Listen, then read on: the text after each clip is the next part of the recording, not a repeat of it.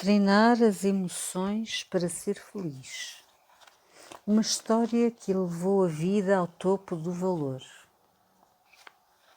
Havia um pastor que tinha 100 ovelhas num deserto. Ele cuidava delas carinhosamente, conhecia as características de cada uma. Todos os dias ele chamava-as pelo nome e contava-as. Certo dia, algo inesperado aconteceu. As suas contas não bateram certo. Faltava uma. Ele contou apenas 99. Então começou a ficar desesperado com inúmeras perguntas. Onde estará a minha outra ovelha? O que é que ela estará a fazer? Será que está faminta? Será que algum lobo a devorou? Atormentado, não conseguia dormir. As 99 ovelhas faziam companhia ao pastor, procuravam aproximar-se dele, mas nada aliviava a sua angústia. Então pensou, vou atrás da que se perdeu. Deixou as 99 nas mãos dos seus amigos e apressado foi atrás das que se perdeu. Desprezou o imenso deserto e os perigos inerentes. Quando o amor é grande, o mundo fica pequeno para encontrarmos quem amamos. Saiu a esmo, sem rumo, mas cheio de esperança.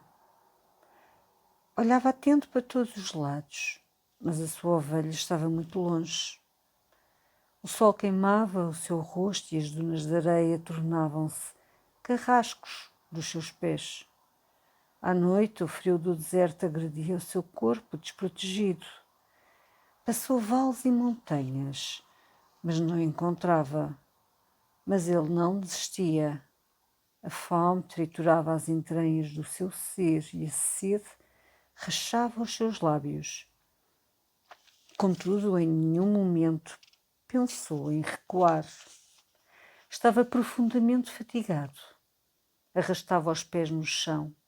Gritava continuamente pela sua ovelha, mas ela não o ouvia. Lembrava-se dos gestos dela e chorava sem lágrimas. Os olhos secos e ofuscados quase não viam. Enquanto caminhava, não admitia a ideia de que ela tivesse morrido de sede, fome ou devorada. Se não vir o seu pequeno corpo inerte na areia, não regressarei, pensava. Depois de tanto procurar, ergueu mais uma vez os seus olhos e de repente viu um ponto diferente no horizonte. É ela, pressentiu. Abatido, reuniu forças para apressar os seus passos. Gritou de longe para ela e correu na sua direção. Mais uma vez, na terra da fadiga, a esperança floresceu. Ao chegar perto, confirmou era ela. Viu-a triste, sedenta, faminta, à beira da morte. Ajoelhou-se, deu-lhe toda a água que tinha e a pequena porção de pão que sobrara. Abraçou-a delicadamente. Afagou a sua lã desbotada. A ovelha olhava para o pastor sem perceber a dimensão do seu afeto. Ela não tinha força para caminhar, então o pastor, embora cansadíssimo, tomou-a nos braços e acomodou-a nos seus ombros. A ovelha ia dar alguns gemidos de agradecimentos, mas ele colocou a mão sobre a sua boca e silenciou-a. Queria que ela poupasse a pouca energia que lhe restava. Sem água, os seus lábios racharam, ainda mais, e sangraram, mas parecia esquecer-se de si mesmo. Ele arrastava os seus pés na areia, mas estava alegre. A sua pequena e frágil ovelha reanimou a sua alma. Era de se esperar que ele regressasse à sua casa e procurasse descansar. Não, ele foi até à aldeia. Com júbilo incontido e surpreendente, chamou os seus amigos e parentes para se alegrarem com ele. Queria que todos vissem que ele tinha encontrado a sua ovelha perdida. Fez uma festa enorme, um desperdício absurdo e incompreensível para quem não conhece a linguagem do amor. Nunca se viu uma festa tão grande por se ter achado uma ovelha aparentemente tão desprezível. Treinar a emoção para superar o deserto da vida. Após contar a parábola da ovelha perdida, os fariseus ficaram pasmados. O mestre fitou-os e arrematou a sua história com uma conclusão que os deixou intrigados. Ele disse-lhes que assim que o pastor achou a sua pequena ovelha e se alegrou muito, de igual modo havia mais júbilo diante dos anjos e de Deus quando um ser humano voltava a sua face para ele do que por 99, que já estava na sua presença. Vamos analisar os fenómenos contidos nesta parábola e compreender as profundas lições que o Mestre dos Mestres quis transmitir. Em primeiro lugar, ele estava com as suas ovelhas num deserto. O deserto representa a trajetória da vida humana. No pensamento do Mestre, a vida de cada ser humano, independente de ele ter ou não privilégios sociais, decorre não num deserto físico, mas sim emocional, intelectual, social. Sobreviver no deserto da vida é uma arte. Os fariseus estavam neste deserto, mas gastavam demasiada energia a criticar, excluindo, diminuindo os outros. Tais atitudes não feriam apenas as pessoas que eles desprezavam, mas aumentavam o calor do seu próprio deserto. Quem é rígido, intolerante, excessivamente crítico, torna-se carrasco de si mesmo. Para o mestre dos mestres já temos demasiados problemas para gastar tempo com coisas que não promovem a vida. Encontrar um oásis no imenso deserto das nossas vidas era e ainda é um grande segredo. Conhece alguém que não tenha problemas? Eu não conheço. Mas a alguns falta o pão na mesa. Para outros, há alegria na alma. Uns são miseráveis porque lutam desesperadamente para sobreviver. O salário é baixo e não dá para pagar todas as coisas ao fim do mês. Outros são ricos e abastados, mas mendigam o pão da tranquilidade e da felicidade. Todo ser humano passa por períodos de turbulência na sua vida. De miséria é pior, física ou psíquica. Se a miséria física não for dramática a ponto de comprometer as condições mínimas de sobrevivência, não há dúvida que a miséria psíquica é muito pior do que a miséria física. Conheci diversas pessoas milionárias que diziam que preferiam morar num bairro de lata e ter paz. Alguns tinham uma mesa farta, mas perderam o prazer de comer. Porquê?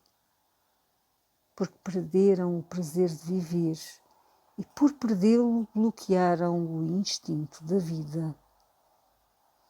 Muitos vivem os desertos dos problemas exteriores ligados ao desemprego, à falta de atendimento médico, às crises financeiras, à rejeição social, doenças na família. Mas o mestre da vida sabia que as dores geradas no mundo dos pensamentos e das emoções são os fenómenos mais democráticos da humanidade, atingem todo o ser humano. Ele dizia que o mal era o que saía da boca do homem e não o que entrava.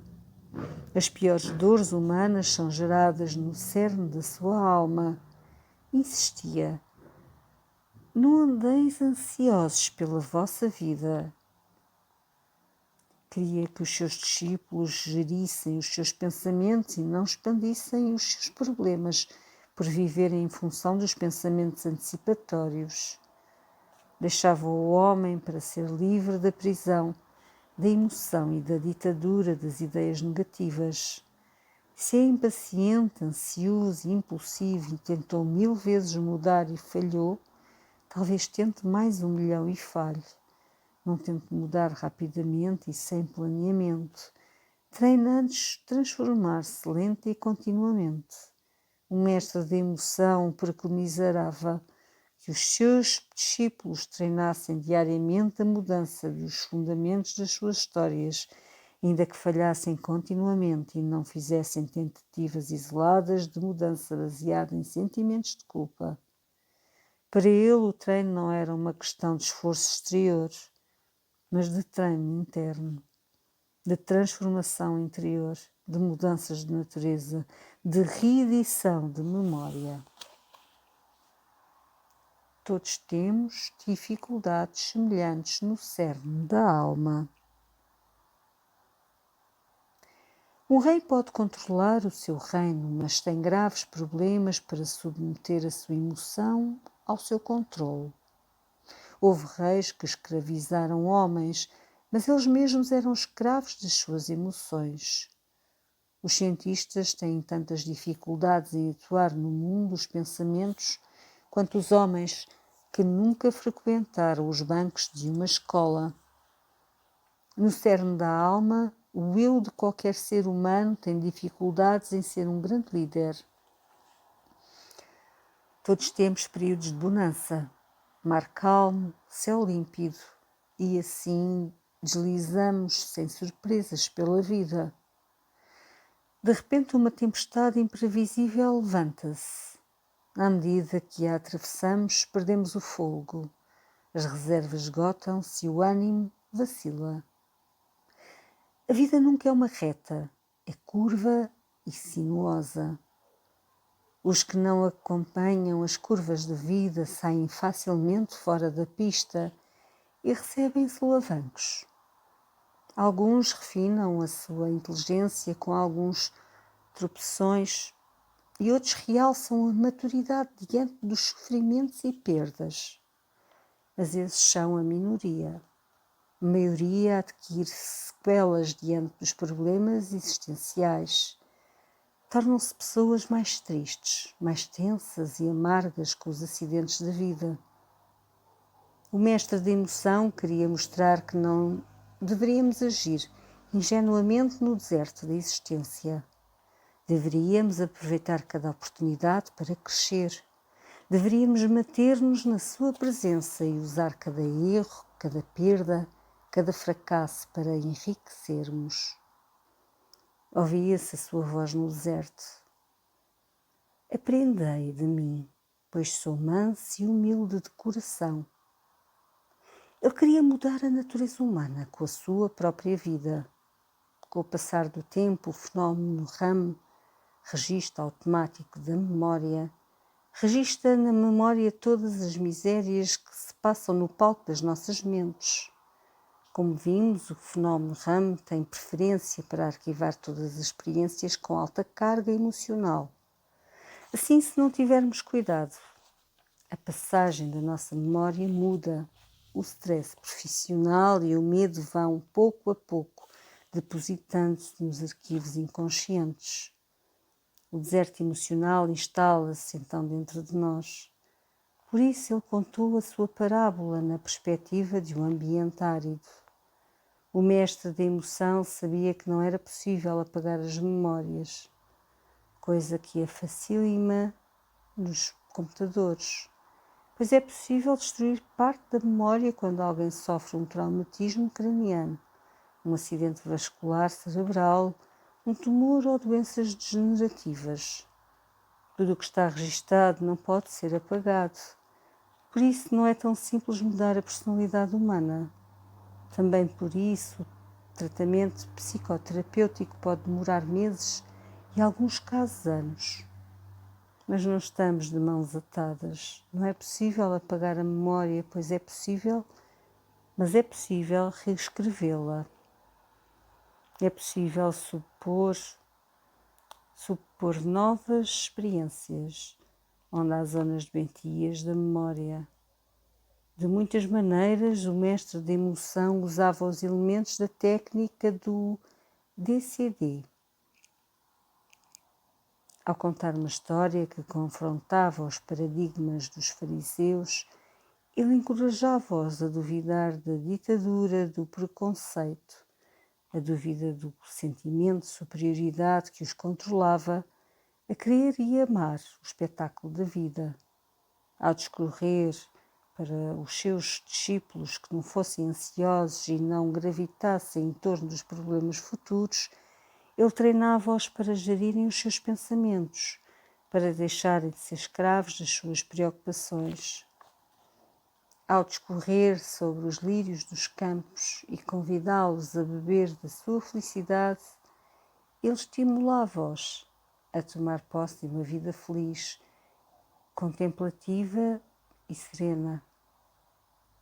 Precisamos de descomplicar as nossas vidas e de não sermos escravos das nossas preocupações. Com a idade perdemos a singeleza e a capacidade de aprender da infância e tornamos-nos mais complicados, exigentes e rígidos. Por isso, é mais prazeroso conversar com um jardineiro do que com um intelectual. O primeiro exala o perfume das flores, o segundo os problemas da vida. Aqueles que deixam de valorizar as coisas simples e singelas perdem o romantismo. Quem supera os seus desertos fica mais bonito interiormente. As pessoas que passam pelos desertos da vida e os superam ficam mais ricas interiormente. Quem passou pelo caos da depressão, da síndrome do pânico, dos transtornos ansiosos e os superou, tornou-se mais belo por dentro. Converse com as pessoas que já sofreram perdas e frustrações e as superam.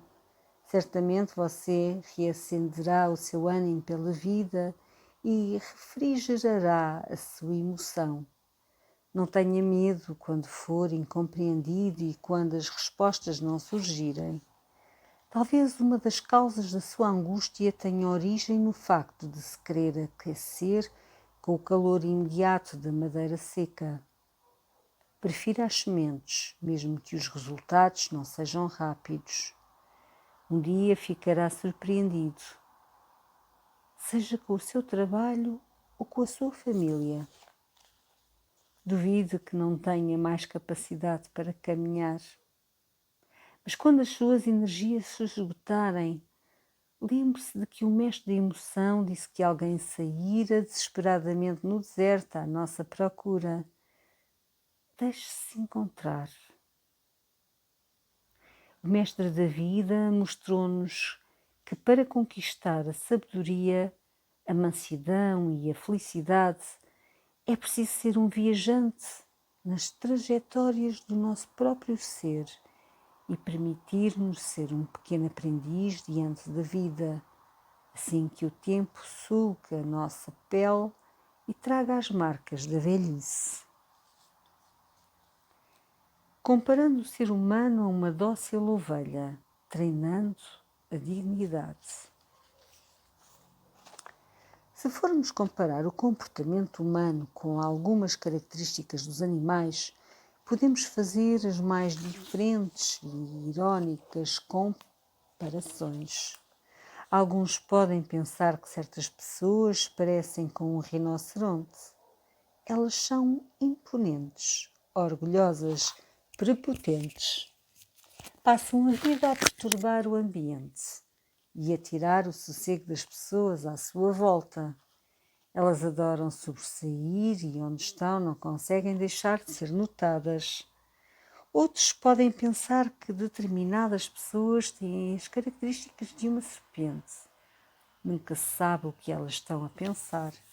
São sagazes, venenosas e especialistas em distorcer as mensagens ouvidas e em levar discórdia ao ambiente onde trabalham e vivem. Outros podem pensar que certas pessoas parecem com os caprichos de um cavalo. Elas são inteligentes, mas diplomadas em teimosia. Quando põem uma coisa na cabeça, ninguém consegue tirar.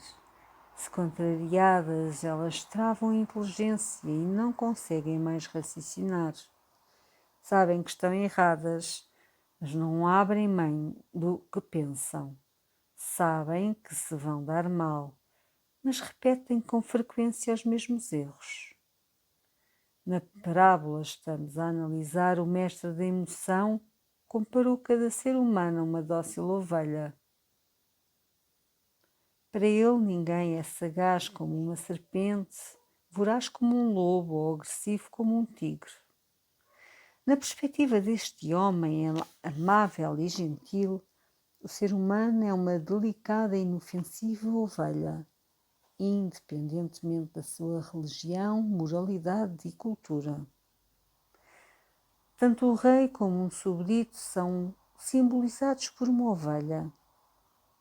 Um fariseu religioso e orgulhoso da sua aparente pureza não era comparado a uma singela pomba, nem os homens imorais e fraudulentos eram comparados a porcos. Ambos eram ovelhas. Quem era este homem que treinava a emoção humana a apreciar a vida como o mais excelente espetáculo? Nunca desvaloriza a sua vida. Aos olhos do mestre da emoção, você não é uma pessoa angustiada, agressiva, nem incorrigível, mas uma pessoa que não encontrou a doçura no seu espírito. Por mais que fracasse, você não é uma pessoa programada para ser derrotada, mas para ser feliz. Escolhendo a pior estirpe de homens para treiná-los. Quem é que o mestre da vida escolheu para ser discípulos dele? Os intelectuais ou os iletrados? O orgulhoso e a autossuficiência infectam a sabedoria e a arte de pensar. Os intelectuais de Israel possuíam uma cultura invejável, uma moral elevada e uma refinada capacidade de raciocinar. Aparentemente eram as pessoas mais qualificadas para serem os discípulos de Jesus. Entretanto, tinham dois gravíssimos problemas que consideravam-se superiores e autossuficientes. O orgulho é diferente da autoestima. O orgulho anula as pessoas. A autoestima exala a vida e tudo o que ela contém. Sempre que considerar autossuficiente, você destruirá a sua capacidade de aprender e não se abrirá a outras possibilidades de pensar. Ele escolheu incultos galileus que não viam nada além dos limites do mar de Galileia, que eram jovens inexperientes, rígidos, confusos, irritadiços, competitivos, sem grandes qualidades emocionais, mas que tinham uma sede intensa de aprender. Filosoficamente falando, o mundo dos discípulos era muito pequeno. O sonho deles era ser pescadores e morrer pescadores. Foram esses galileus que, com o excelente treino do mestre da emoção, mudaram a face do mundo. Ele abriu-lhes as janelas da inteligência e treinou-os, pouco a pouco, a navegar nas águas da emoção. O resultado? O resultado foi impressionante. Aqueles desqualificados galileus aprenderam a arte de amar, de se darem sem esperar a contrapartida do retorno, de refletir sobre inúmeras possibilidades antes de reagir. Eles incendiaram os séculos e as gerações com o plano do seu mestre, que é o mais ambicioso plano da história. Ele queria transformar o mortal em imortal, tornar a frágil emoção humana numa emoção feliz e segura e irrigar a inteligência com as mais nobres características. Esse projeto abalou o mundo.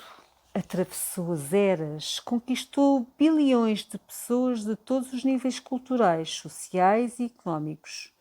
A parte do planeta que não o cega admira-o muito e também é influenciada pelos seus pensamentos. Os mistérios da vida. As pessoas podem passar anos a fio a pensar que nos conhecem na intimidade, mas conhecem no máximo a sala de visitas do nosso mundo consciente e nada dos espaços inconscientes. Nem nós mesmos conhecemos grande parte das causas da nossa insegurança, momentos de hesitação, intranquilidade e sentimentos mais ocultos. Cada ser humano é uma fonte de perguntas em busca de grandes respostas. A ciência responde a milhões de perguntas, mas não sabe responder às perguntas mais básicas da vida. Quem somos? De onde viemos? Para onde vamos? O que é o tempo? O que nos acontecerá depois do caos da última batida do coração? O que acontecerá depois de a colcha de retalhos da memória, que contém bilhões de informações, se desintegrar num túmulo escuro e lúgubre? Pobre ciência! Sabe muito, mas conhece tão pouco. Estamos mergulhados no tempo e no espaço solitários de respostas. A ciência aquieta a alma dos que pensam pouco. Os que pensam muito nunca saldam o débito das suas dúvidas, nunca fecham as contas da solidão. Por isso, não poucos filósofos viveram solitários ao buscar respostas que nunca encontraram para os mistérios que cercam a existência. Para o mestre da emoção, trabalhar, comprar, possuir bens materiais, conquistar status social, são brinquedos dentro do pequeno parênteses do tempo. Os homens comportam-se como se fossem donos da sua existência, mas poucos têm consciência da temporalidade da vida. A grande maioria não percebe que a vaga no deserto do tempo, saturada de dunas de dúvidas e montanhas de incertezas, o mestre da vida não via o homem com inocência. Tinha plena consciência da sua agressividade, violência, individualismo e moralidade. Contudo, via a vida humana como uma gota na perspectiva da eternidade. Ia pelas cidades e lugarejos discursando palavras nunca antes ouvidas, que davam respostas às mais importantes inquietações humanas. Falava da eternidade como se fosse engenheiro do tempo e dos mistérios da existência como se fosse arquiteto da vida. Sob o clima dos seus ensinamentos, os iletrados sentiam-se poetas, os miseráveis sentiam-se pensadores, os angustiados sentiam-se os mais felizes dos homens.